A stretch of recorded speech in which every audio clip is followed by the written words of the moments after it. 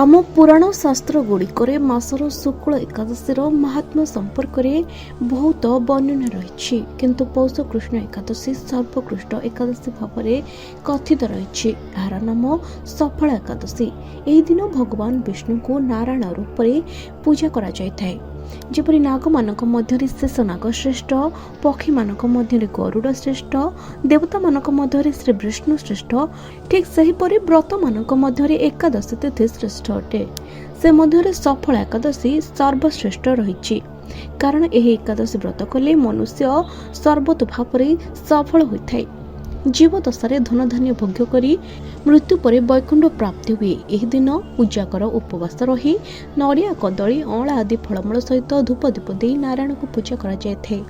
राति सारा उजागर रही दीपदान करा जाए। परदिन पारायण पर केवल फल प्रसाद ग्रहण करा जाए।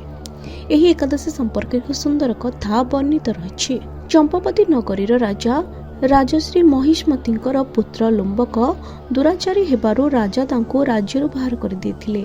से जंगल रही फलमूल और पशु पक्षींकर मांस खाई एक पुराणा अश्वत्थ वृक्ष मूले बास करुथिले।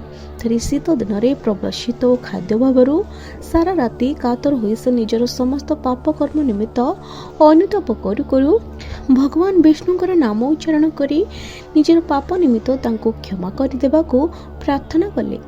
राति शेष बेलू सेहीपरि जप करू करू प्रबल शीतरे तांकर चेतना लोप पाई जाइथिला।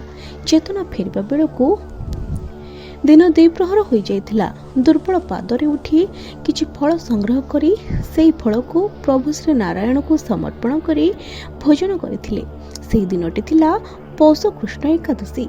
तांकर अजाणतरे एकादशी व्रत पालन करुथिबारु तांकर हृदय परिवर्तन होईगला एवं से पवित्र जीवन यापन कले।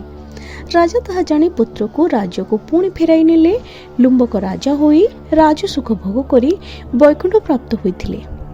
कथित रही जे एही एकादशी व्रत पालन कले सहस्र वर्षर तप और अश्वमेध यज्ञर फल प्राप्ति होइथाय।